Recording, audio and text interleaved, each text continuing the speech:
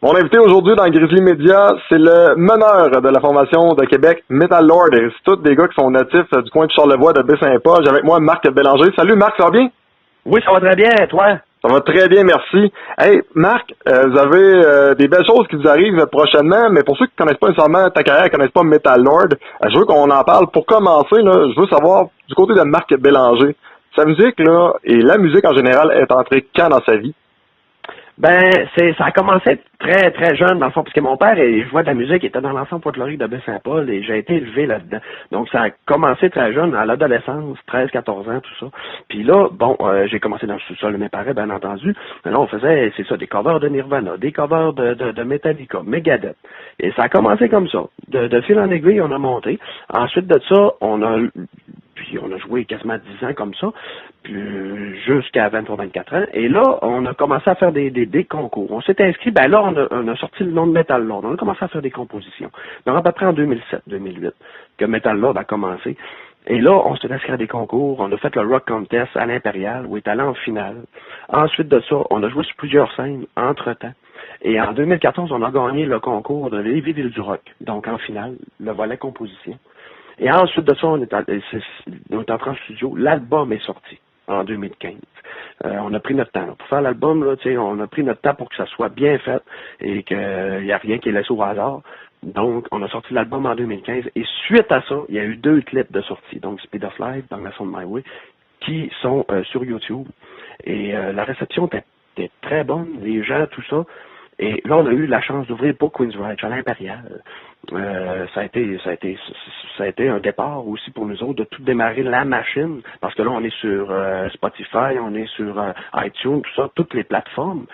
Et puis, là, c'est sûr qu'avec cette année, ben là, c'est là que ça démarre. Là, ça démarre vraiment. Là. Il y a eu beaucoup de travail, mais je pense que là, on est rendu là.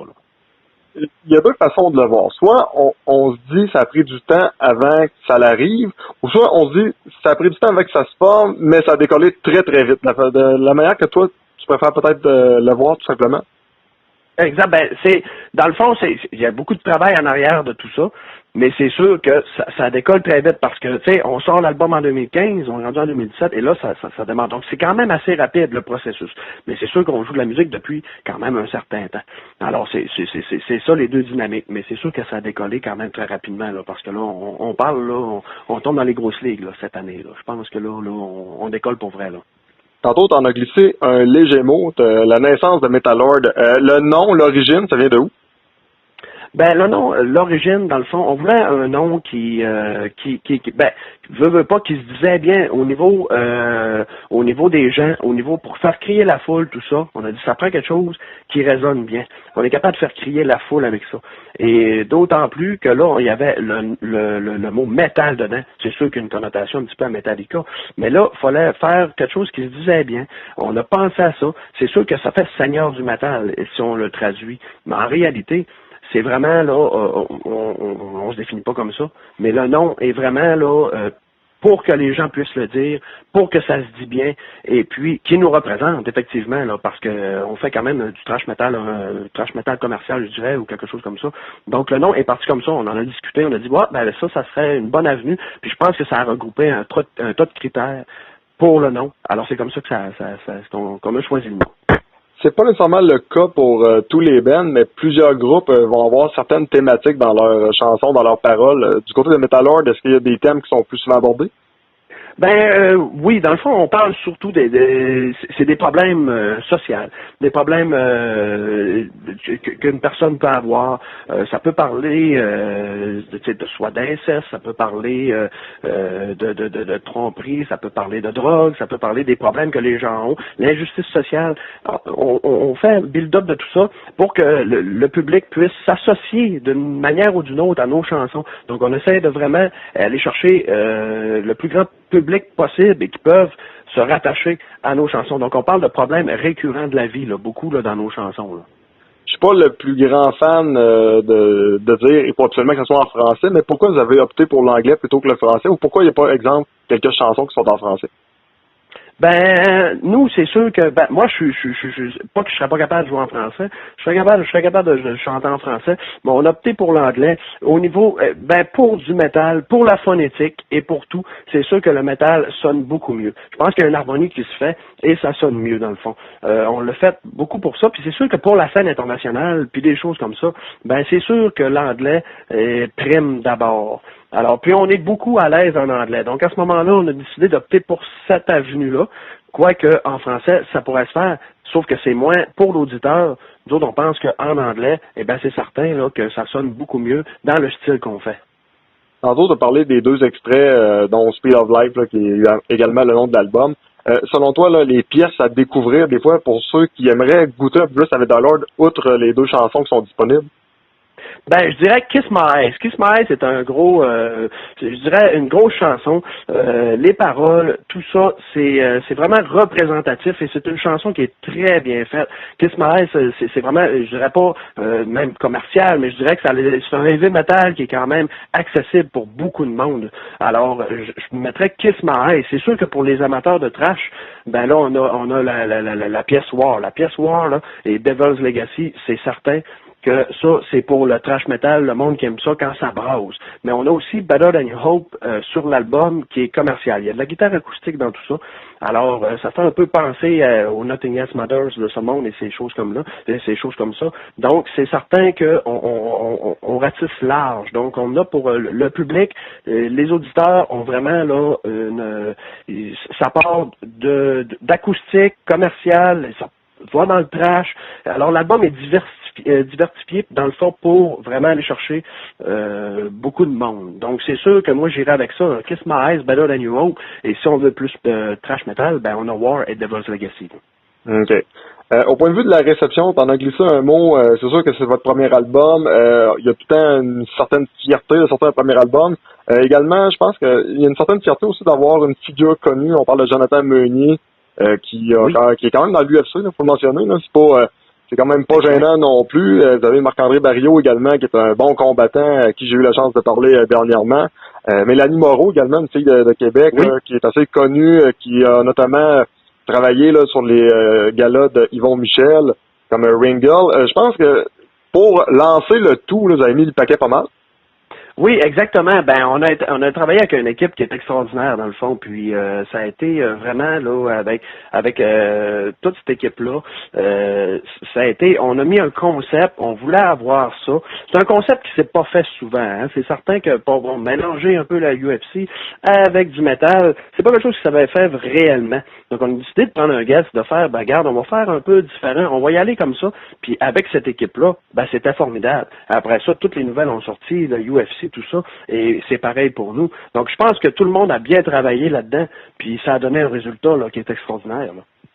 Cet été, c'est 2 événements majeurs auxquels vous allez participer. Il y a le Festival d'été de Québec avec Metallica. Regarde, la première question est assez simple, là, mais comment ça va être pour votre gang de jouer avant James Hetfield puis jouer avant Voivod également?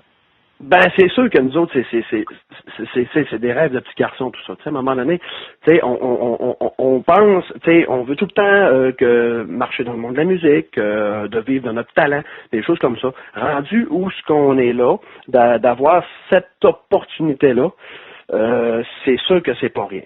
Jouer devant une foule là, de 100 000 minimum, ça va être quelque chose à vivre, ça c'est certain. Puis je pense que ça s'arrêtera pas là pour nous, c'est clair. Mais on a vraiment une opportunité en or de jouer là. Et c'est sûr que là, c'est comme là la cerise sur Sunday. On pouvait pas demander mieux que ça. Tu sais, on voulait peut-être jouer au festival d'été, faire peut-être une petite scène, des choses comme ça. Mais c'est pas ça qui nous a été offert. C'est vraiment la première partie de Metallica. Donc, c'est pas rien. Puis nous, là, on est fiers d'être rendus là. Tu sais, en tant que charlevoisien, tout ça, d'avoir parti de zéro, puis d'être rendu là, c'est certain là que c'est fébrile. Puis c'est complètement fou là, en réalité. Est-ce que tu vas dormir la veille? C'est sûr que là, la veille, je sais pas comment ça va se passer, mais c'est certain que il va y avoir des pavillons qui vont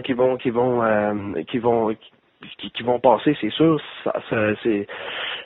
C'est comme c'est une fois d'une vie, une chose comme ça, que tu vis ça, là. Tu sais, oui, il va peut-être probablement en avoir d'autres, mais vraiment, avec l'engouement du Festival d'été, c'est le 50e anniversaire en plus du Festival d'été. Alors là, c'est sûr que tout ça rassemblé ensemble, et là, notre public, c'est beaucoup des fans de Metallica, tout ça, donc toutes les planètes vont être alignées pour que ça donne un super spectacle, quelque chose de mémorable.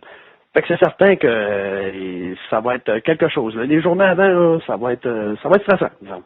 On dit que des fois, c'est juste d'être à la bonne place au bon moment, mais comment vous avez eu cette opportunité-là? Ben, c'est sûr que c'est avec notre gérant, dans le fond, c'est Jean Perruneau. Nous, on est avec JLM Music, et dans le fond, on est signé avec Universal Music pour la distribution. Puis c'est sûr que, bon, ça a été... On soumet notre candidature, on sait jamais qu'est-ce qui peut se passer. On attend, d'abord, on le sait pas. Nous, c'est sûr qu'on l'a su avant que que ça soit sorti, bien entendu, mais on a des clauses de confidentialité qu'on peut pas parler. Mais on sait jamais comment ça va se passer. On soumet notre candidature, on attend. Et ensuite de ça, ça a été la plus grande nouvelle. Quand on a su ça, on a dit, oh mon Dieu, c'est... Donc, tu sais, c'est entre les mains du festival d'été, c'est entre les mains de Metallica même. Donc, c'est sûr qu'on s'attendait pas à ça, mais c'est quelque chose de formidable. Selon ce que tu sais, est-ce que Metallica est au courant un peu de votre band? Est-ce qu'ils ont écouté votre produit? Ben, on pourrait pas dire, étant donné que on n'a pas de contact direct avec eux. Par contre, c'est sûr que ce qu'on sait à dire, c'est que Metallica souvent décide des groupes qui vont jouer avec ou qui vont donc leurs approbations si on veut. Donc on peut facilement croire là qu'ils ont écouté le produit puis qu'ils ont probablement apprécié le produit. Donc à ce moment-là, là, c'est sûr qu'on peut pas être plus heureux que ça là, si c'est le cas là. L'autre spectacle, ça risque d'être quand même intéressant. On parle du Rockfest. Est-ce que c'est votre première présence? Oui, Rockfest, première présence cette année, 2017. Alors, c'est sûr que ça, c'est encore un autre gros spectacle, là. C'était des foules, là, quand même des foules importantes. Et puis, il y a quand même des très grosses têtes d'affiches qui sont là, Rammstein, Megadeth, des choses comme ça. Donc, ça va être, pour nous, encore une fois, ça va être un privilège, puis de jouer là-bas. Puis, il y a quand même, là, je dirais, là, une ambiance, là, pour le Rockfest, c'est une ambiance spéciale. Donc, nous, c'est le 23 qu'on va jouer, donc ça va être avant le show de Metallica. Donc, on va pouvoir livrer une bonne performance, puis vraiment là, voir les grosses foules, comment ça fonctionne, pour donner vraiment la crème de la crème. On y va toujours avec la crème de la crème. Dans le fond, on est toujours préparé. Nous,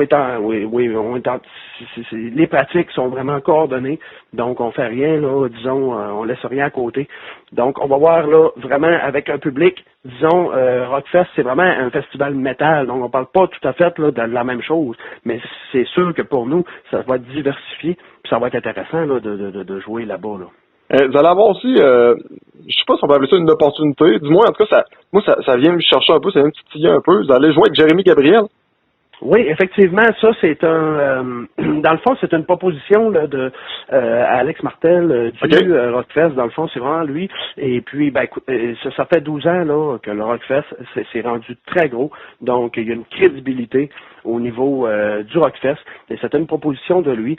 Dans le fond, c'est sûr qu'on y a pensé parce que là, bon, on s'entend que c'est pas le même style, c'est pas. Et on a dit bon, c'est un bon défi à relever quand même. Et on a tout pensé à ça, puis on a accepté le défi parce que c'est quand même un défi de rendre une chanson qui est pop probablement et la rendre métal. Alors, mais je pense que ça va être quelque chose d'appréciable, ça va être quelque chose de le fun de faire ça. Et on a sauté sur l'occasion, c'est clair. Est-ce que vous avez eu la chance de pratiquer ensemble? Oui, dans le fond, c'est sûr qu'il y a des pratiques qui sont, c'est sûr qui sont établies, étant donné que là, on a comme pas le choix, ça va quand même très vite, tout ça, les mois passent, et puis c'est sûr qu'on a des pratiques ensemble, mais c'est sûr que le produit là va être parfait là prochainement. Petit Jérémy est devenu grand, est-ce qu'il est capable de rocker un peu? Oui, ben c'est un fan de métal, il en a écouté, et puis c'est certain que il a la chance vraiment de vraiment là mettre sa marque métal, et puis même si c'est du pop qu'il fait, là il y a vraiment la chance de mettre sa marque métal, et puis j'ai pas de doute là-dessus là que ça va donner quelque chose de solide. Là. Parfait. Dans les dernières questions pour toi, le futur du band, puis également peut-être un rêve personnel, ce serait quoi? Ben, c'est sûr qu'un rêve personnel, c'est certain, c'est de partir en tournée avec des gros bands, de vivre de notre musique, de vivre de notre passion, bien entendu. C'est sûr que ça rouvre beaucoup de portes, des shows comme ça. Déjà là, on n'a pas joué encore ces gros festivals-là, puis ça crée un engouement extraordinaire. Les pages Facebook sont en train d'exploser, YouTube est en train d'exploser, les demandes d'un peu partout sont en train de se faire. Donc pour nous, ça risque de changer beaucoup de choses dans notre carrière. Puis on ne demandait pas mieux d'être rendu là en tant que band. Puis c'est sûr que le rêve de tout musicien, ben c'est certain que c'est de faire, de vivre de sa musique, de faire le tour du monde. Alors à partir de là, je pense qu'on est en bonne voie pour le faire. Est-ce qu'il y a déjà un deuxième album de prévu? Oui, deuxième album, là c'est sûr qu'on voulait sortir plus vite que prévu, mais avec tout ce qui se passe, on a vraiment retardé un peu la sortie de l'album. On est en train de travailler sur des chansons, et puis on penserait peut-être sortir ça là, soit fin 2017 ou début 2018. Alors, pour le deuxième album. Donc, c'est sûr qu'encore un autre produit de Metal Lord, ça va être, pour les fans, là, ça va être quelque chose que je pense qui va être très apprécié parce qu'il y a vraiment là, des surprises là, sur le deuxième album. Là. Marc Bélanger, merci d'avoir accepté l'invitation, puis bon concert, autant pour ce qui est du Rockfest de Montebello, et également, bien sûr, du Festival d'été de Québec, là, avec Voivod et Metallica. Ben, merci beaucoup à vous, ça me fait plaisir. Bye bye. Bye bye.